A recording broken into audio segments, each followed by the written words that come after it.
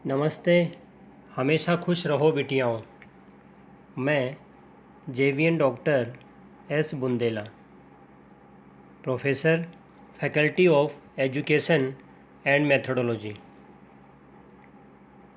Course state administration in India, program BA BEd 4 sem, session revenue board,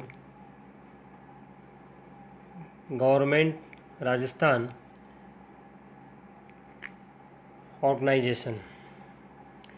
देखिए, राजस्व मंडल जो राजस्थान सरकार का है उसके संगठन की बात करेंगे, संरचना की बात करेंगे। भारत में आधुनिक भू राजस्व प्रशासन को संचालित करने के लिए राजस्व मंडल की स्थापना की गई और ये स्थापना ब्रिटिश शासन के दौरान हुई। राजस्व मंडल एक वैधानिक तथा स्वतंत्र निकाय है जो भूमि से संबंधित विवादों, भू राजस्व के एकत्रण और निर्धारण तथा भू राजस्व कार्यों में लगे अधिकारियों और कर्मचारियों पर नियंत्रण करने का काम करता है। देखिए, जो राजस्व प्रशासन में सर्वोच्च अभिकरण आपके राजस्व मंडल कहलाता है।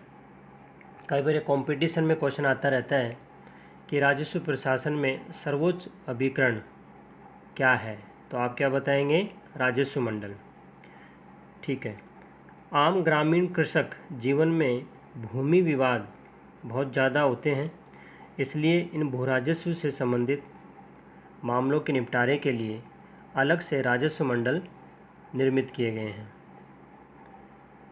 राजस्व मंडल की विशेषता या लक्षण की बात करेंगे, कैरेक्टरिस्टिक्स ऑफ रेवेन्यू बोर्ड।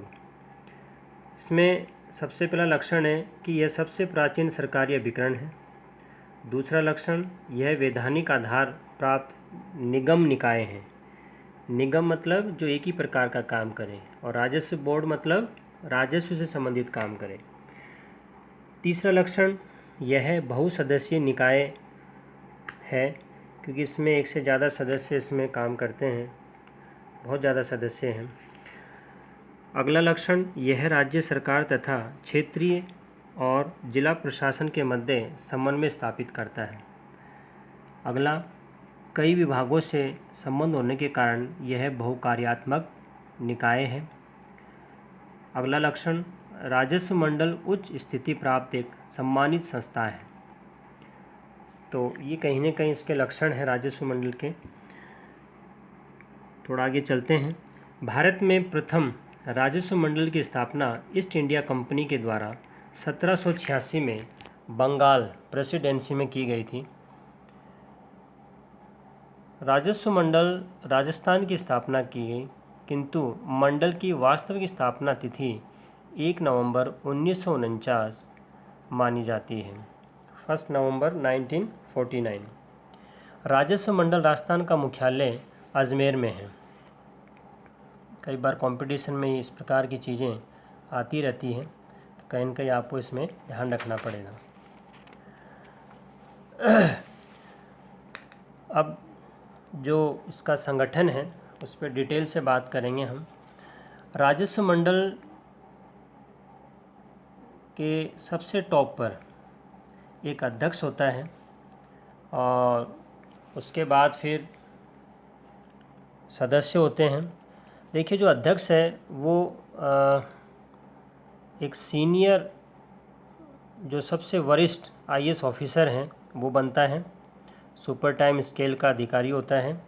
इसके अलावा जो सदस्य हैं वो उनमें 15 जो कि अलग अलग, जिसमें आईएएस, आरएएस, राजस्थान उच्च न्यायिक सेवा और अभिभाषक मतलब वकील कोटे से, तो ये कहीं ना कहीं 15 सदस्यों में सब अलग अलग वर्ग से होते हैं। और इनके अलावा एक रजिस्ट्रार होता है, और रजिस्ट्रार की सहायता के लिए अतिरिक्त रजिस्ट्रार, संयुक्त रजिस्ट्रार, उप रजिस्ट्रार।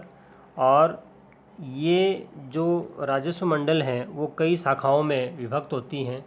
लगभग 15 शाखाएं हैं इसमें, जिसमें प्रशासन शाखा, राजस्थान तहसीलदार शाखा, पेंशन शाखा, रिट शाखा, निरीक्षण शाखा, विभागीय शाखा भू अभिलेख शाखा, गोपनीय शाखा, सांख्यिकी शाखा, न्याय शाखा, लेखा शाखा, बिल शाखा, रिकॉर्ड शाखा और भंडार शाखा तथा कंप्यूटर शाखा। ऐसे अलग अलग शाखाएं हैं जिसमें ये अपना राजस्व मंडल काम करता है। देखिए, जो राजस्व मंडल का जो अध्यक्ष है वो राज्य सरकार के द्वारा नियुक्त किया जाता है और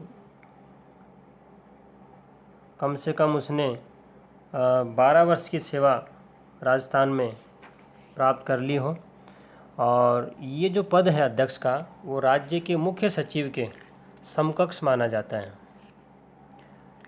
और मंडल का अध्यक्ष मंडल के सुचारू संचालन तथा अधीनस्थ कार्यालय और कर्मचारियों पर नियंत्रण रखने का काम करता है।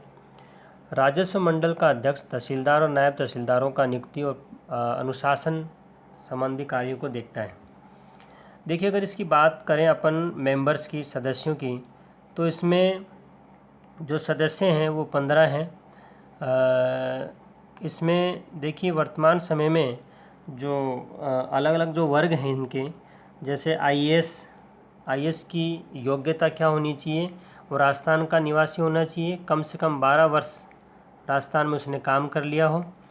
और दूसरा आरएएस अर्थात राजस्थान प्रशासनिक सेवा वर्ग से जिसकी योग्यता में वो सुपर टाइम श्रृंखला का अधिकारी होना चाहिए। तीसरी जो कैटेगरी हैं, वर्ग हैं, उसमें राजस्थान उच्च न्यायिक सेवा संवर्ग RHJS, जिसमें योग्यता में राजस्थान उच्च न्यायिक सेवा वर्ग से और उच्च न्यायालयों का न्यायाधीश बनने की वो योग्यता रखता हो। इसके अलावा जो चौथा जो वर्ग है, कैटेगरी है, वो अभिभाषक एडवोकेट, जिसमें ऐसा अभिभाषक जो उच्च न्यायालय के न्यायाधीश नियुक्त किए जाने के योग्य हो या योग्यता रखता हो। अब बात करते हैं टर्म ऑफ ऑफिस की, पदावधि की। राजस्थान भू राजस्व अधिनियम 1956 की धारा 5 के अनुसार राजस्थान राजस्व मंडल के समस्त सदस्य राज्यपाल की इच्छा पर पद पर रहते हैं। और वैसे अधिनियम में मंडल के सदस्यों की सेवानिवृत्ति के संबंध में कोई आयु की सीमा नहीं बताई गई है, लेकिन सामान्यतः जो सेवानिवृत्ति की जो उनकी आयु है वही सेवानिवृत्ति उनकी हो जाती है। पीठों का गठन, फॉर्मेशन ऑफ बेंचेज की बात करेंगे। राजस्व मंडल में आने वाले मुकदमों की सुनवाई के लिए एक सदस्य, द्विसदस्यीय या पूर्ण मंडल की पीठ बनाई जाती हैं। और देखिए, जो पूर्ण मंडल की जो पीठ है वो बहुत रेयर केस में बनती है, बहुत जटिल केस में बनती हैं। बाकी तो एक सदस्य की जो पीठ है वही काम करती है, अधिकांश निर्णय उसी के द्वारा दिए जाते हैं। हाँ, एक सदस्य पीठ के जो निर्णय होते हैं उसके विरुद्ध द्विसदस्यीय पीठ में अपील की जा सकती है। अब बात करते हैं इसमें आंतरिक प्रशासन की, इंटरनल जो एडमिनिस्ट्रेशन है उसकी बात करते हैं। राजस्व मंडल के दैनिक कार्यों को संपन्न करने के लिए यहाँ एक रजिस्ट्रार है जो आईएएस अधिकारी होता है। रजिस्ट्रार की सहायता के लिए अतिरिक्त रजिस्ट्रार, संयुक्त रजिस्ट्रार, उप रजिस्ट्रार, ये सभी होते हैं। मुकदमों की सुनवाई के लिए सम्मन जारी करना, नोटिस जारी करना, निर्णयों को लागू कराना और अन्य कार्यों के लिए यहाँ रजिस्ट्रार ही उत्तरदायी होता है। राजस्व मंडल में आने वाले मुकदमा प्रार्थना पत्र, अपीलों को प्राप्त करना, इसके अलावा आवश्यक आदेश जारी करना और डिक्री भेजना, और मंडल के कार्मिक प्रशासन जैसे भर्ती, प्रशिक्षण, पदोन्नति, वेतन स्थानांतरण, अनुशासनात्मक कार्रवाई आदि रजिस्ट्रार के द्वारा ही देखे जाते हैं। देखिए, राजस्व मंडल के प्रशासनिक कार्यों को अच्छे से चलाने के लिए यहाँ पर शाखाएं होती हैं, जो कि हमने अभी बात करी थी, 15 शाखा। अब देखिए, विभिन्न प्रकार के आंकड़ों को इकट्ठा करने के लिए और प्रशासनिक कुशलता के लिए लिखित कई यहाँ पर प्रकोष्ठ होते हैं, जैसे समन्वय प्रकोष्ठ, सेल जिसको बोलते हैं, कृषि सांख्यिकी प्रकोष्ठ, वर्षा प्रकोष्ठ, पशुगणना प्रकोष्ठ, इस प्रकार की ये कई आपके प्रकोष्ठ होती हैं जो कि अलग अलग कार्य करती हैं।